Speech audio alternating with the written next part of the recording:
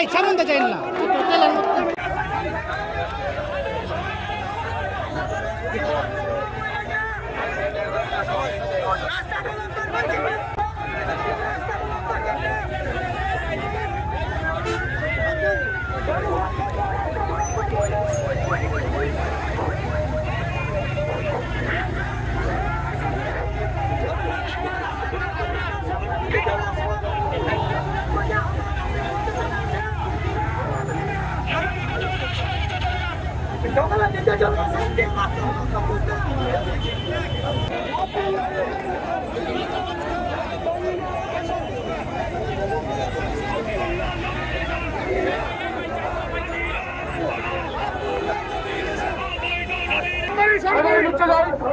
আমরা সবাই সরকারি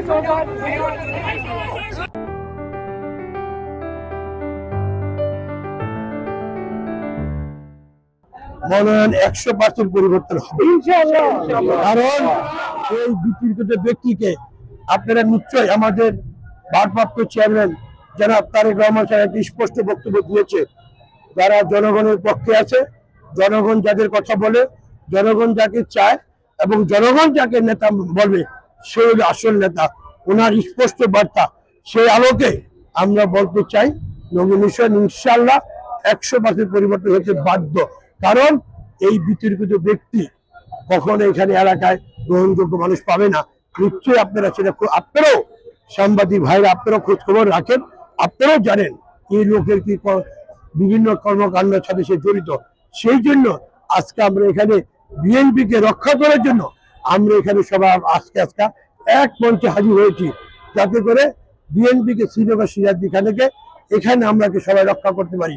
সেই জন্যই আজকে আমাদের আবেদন, অবিলম্বে এই নমিনেশন খসড়া বাতিল করে চূড়ান্ত নমিনেশন, অনেক বাকি আছে সামনে আমাদের হবে কি বলে এটাকে